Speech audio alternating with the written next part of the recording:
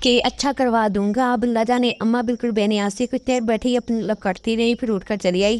ابا یہ چیک ہیں، ان کی 4 ماہ کی فیس جمع کروانی، چیک دیتے ہوئے کہا تو وہ کتنی دیر تک چیک پکڑ ہی نہیں سکے۔ پرتلال نظروں سے دیکھتے رہے، کیا دیکھ رہی ہیں؟ اب فیس تو جمع کروانی ہے نا؟ ویسے ابا آپ سے ایک بات کرنی ہے مجھے۔ وہ تو ان کی نظروں سے شرمندہ ہی ہوئی جا رہی تھی۔ آہستہ سے ان کے جڑیوں والا ہاتھ اپنے ہاتھ میں لے کر بولی، اور جو منظور انکل کے گھر کے پہلے پورشن میں چھوٹا انگلش میڈیم اسکول کھلا ہے، اگر آپ انکل منظر سے بات کریں تو مجھے وہاں جاب مل سکتی ہے، ساتھ میں اپنا انٹر مکمل کرنے کی کوشش کروں گی۔ اس نے کہا۔ ابا نے مڑ کر اماں کو دیکھا اور لبوں میں کچھ بڑبڑائے۔ اچھا بات کروں گا مگر بیٹا یہ اچھی بات نہیں، پر انہیں کون سمجھائے کہ بھیا کی خوب عزت اچھالیں گی۔ 1200 روپے کما کے 6 مہینوں میں ہی بڑھ گئے، 2 روٹیاں نہ کھلا سکے کہ کمانے چل پڑی ہے۔ اماں اب کے اونچی آواز میں خللی سے بولی، ہاں یہ 4-6 مہینے کی بات تو نہیں، یہ عمر بھر کی بات ہے، اب مجھے کچھ کرنا ہوگا۔ بیچارے صفدر بھائی کیا کریں، ان کے ماشاءاللہ اپنی فیملی ہے، مجھے بالکل اچھا نہیں لگتا۔ اب بولنا بہت ضروری ہو گیا تھا۔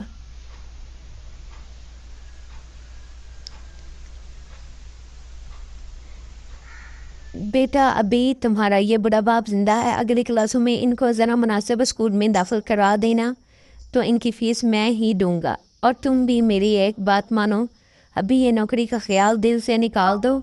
ابا شفقت سے اس کے سر پر ہاتھ پھیرتے ہوئے بولے۔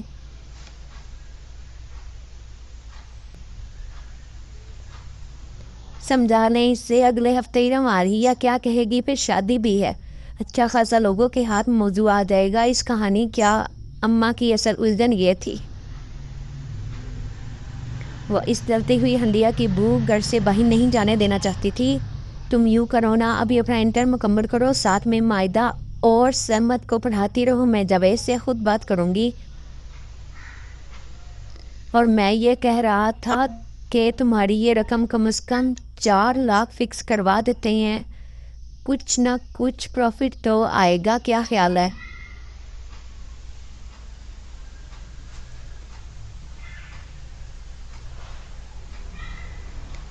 جیسے آپ کہیں، وہ سر جھکا کر بولی۔ یوں میتھ میٹر کے ساتھ کسی بھی اسکول میں 1200 کی نوکری، بلا کیا فائدہ مفت سردردی کا؟ پھر افشاں اس حالت میں ہے مہینے بھر تک۔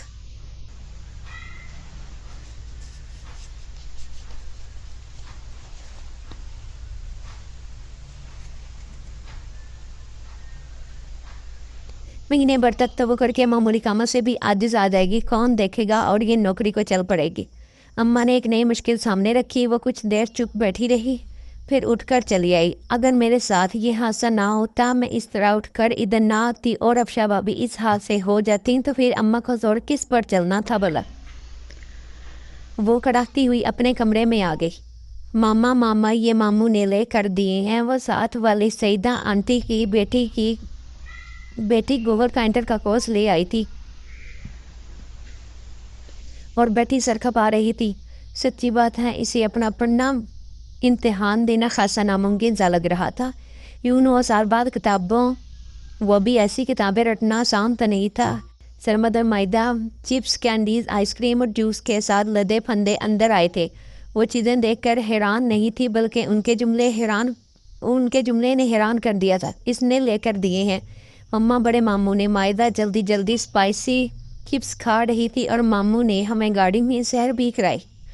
ارے بھائی، تم کمرے میں کہاں گھسی بیٹھی ہو؟ ہر وقت کمرے میں تمہارا دل نہیں گھبراتا؟ سامان باہر نکل کر آؤ، آج میں ذرا جلدی گھر آ گیا ہوں تو کسی کو پرواہ نہیں کہ چائے کا پوچھ لے۔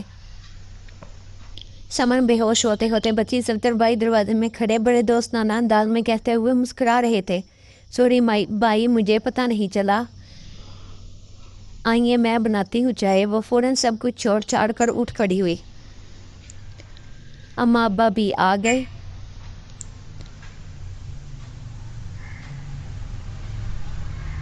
صفدر بھائی سموسے اور جلیبیاں لائے تھے۔ اس نے چائے بنائی اور افشا بھابی بھی اپنے کمرے سے نکل کر سب کے درمیان آ بیٹھی۔ چائے تو بڑی زبردست بنائی ہے سمن، بڑے دنوں بعد پی ہے نا۔ میں نے افشا بھابی اس کی تعریف کر رہی تھی۔ اسے یقین نہیں آیا گھر کی فضا ایک دم سے ہی بدل سی گئی تھی۔ اماں ابا کے مسکراتے چہرے، صفدر بھائی اور افشا بھابی کی اپنائیت، بڑے انداز، بچے بھی آپس میں گل مل کر کھیل رہے تھے۔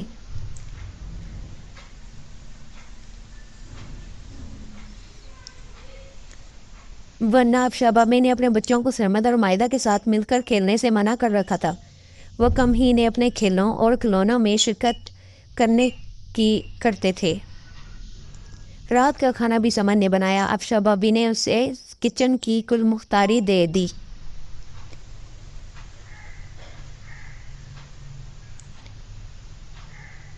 اس نے صفدر بھائی کی فرمائش پر بریانی بنائی اور اماں ابا کے لیے کالی مرچ کا پلاؤ بنایا۔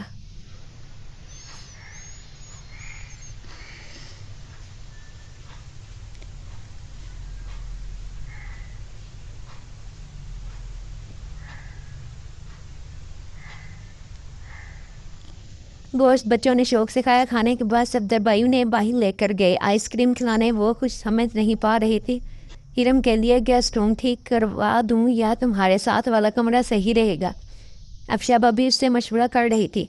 گیسٹ روم کا باتھ روم بہت خراب ہے، ادھر سمن کے ساتھ والا کمرہ ہی اس کے لیے سیٹ کر لو، وہی ٹھیک رہے گا۔ اس کے بولنے سے پہلے صفدر بھائی بولے تھے، یوں جیسے ان کے بیچ وہ پہلے کی دوری بھی نہیں آئی تھی۔ وہ شام و رات اس کے اتنے سارے دنوں میں کتنی خوشگوار تھی کہ سونے کے لیے لیٹتے وقت تک اس کے لب خود بخود مسکراتے جا رہے تھے۔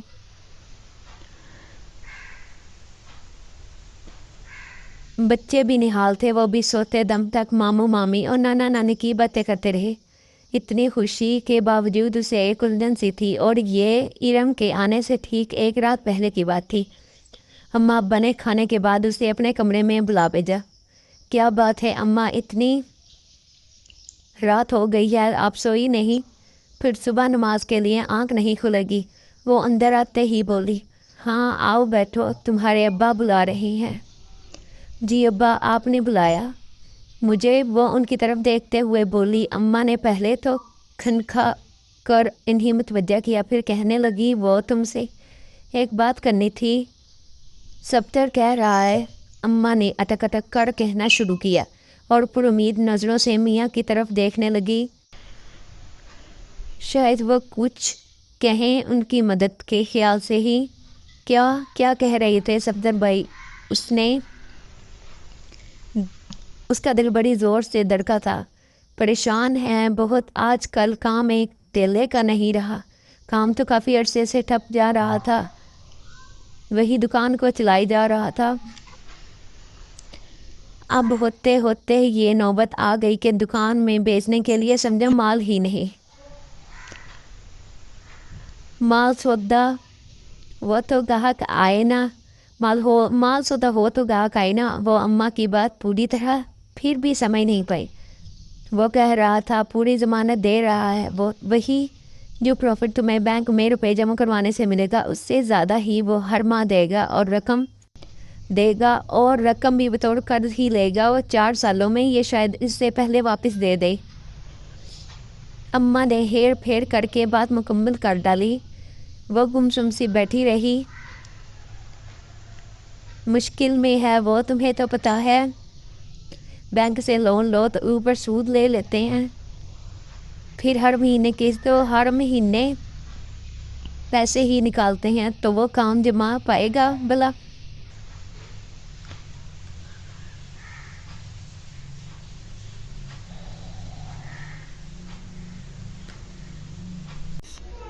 تمہارے پیسے بھی تو بینک میں فالتو پڑے ہیں، اگر بھائی کے کام آ جائیں۔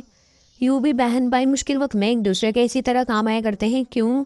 صفدر کے ابا، انہوں نے اپنے میاں کو پکارتے ہوئے کہا، اور اس کی سمجھ میں سب کچھ آتا چلا گیا۔ پھر کیا کہتی ہو؟ اماں اسے یوں چپ بیٹھے دیکھ کر بولی۔ ایک شکوہ بڑی نگاہ اٹھا کر اس نے اماں ابا کو دیکھا اور اٹھ کر کھڑی ہو گئی۔ اماں اس بڑی نظروں سے دیکھ رہی تھی۔ اماں سرمد اور مائدہ سو نہیں رہے، صبح انہیں اسکول بھی جانا ہے، میں آپ کو کل بتاؤں گی، سو جائیں آپ بھی۔ اب وہ کہہ کر رکی نہیں، تیزی سے باہر نکل گئی۔ وہ ان کی سونے کی تاکید کر آئی تھی، مگر اس کی اپنی نیند اڑ چکی تھی۔ اس مسئلے کے بارے میں وہ انہیں کر بتا دوں گی کہ ہائی تھی، اس کے بارے میں سوچنا ہی کتنا مشکل دہ تھا اور تکلیف دہ تھا۔ اس کا اندازہ اسے بستر پر لیٹنے کے بعد ہوا۔ یہ رقم بھی صفدر بھائی کو دے دوں، بالفرض وہ مجھے اس کے بدلے میں 3 یا 4 ہزار روپے پروفٹ کے نام پر دے بھی دیا کریں گے، مگر اگر کبھی مجھے اس رقم کی ضرورت پڑ گئی تو وہ یکمشت یہ رقم مجھے ادا کر سکیں گے؟ یقیناً نہیں۔ تعلقات میں رختہ جو اول تو پہلے آ چکا ہے، رقم ادا کرنے کے بعد اور بھی بڑھ جائے گا، اور سب سے بڑھ کر یہ رقم میری نہیں، یہ یتیموں کا مال ہے۔ یہ سوچتے ہوئے اس کے دل پر گونسا سا پڑا تھا، اتنی پیاری معصوم معصوم صورتوں والے فرشتوں کے لیے یتیم کا لفظ استعمال کرنا، وہ ان کے سوئے ہوئے چہروں پر پیار کر کے آہستہ آہستہ ان کے بال سے نہنے لگی۔ اس وقت کا برا بننا قابل برداشت ہے، مگر بات کی خرابیوں اور سب سے بڑھ کر انہیں چہرے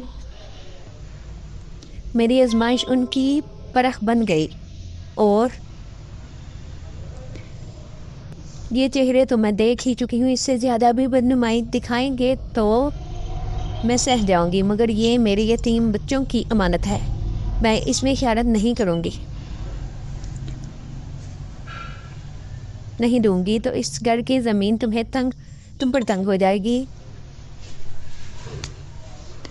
اگر اس گھر میں رہنا ہے تو اس رقم کی قربانی ضروری ہے۔ باہر کی دنیا دیکھی نہیں تم نے، یہ معاشرہ ایک جوان بیوہ کے لیے کیسی شکار گاہ ہے، سوچو گی تو روح کانپ اٹھے گی۔ رقم دینے سے یہ لوگ کچھ دیر تو ہوں گے، چند سال اس احساس تلے گزر ہی سکتے ہیں۔ آخری سوچ نے جیسے اس کے دل و دماغ میں پنجے سے گاڑ لیے۔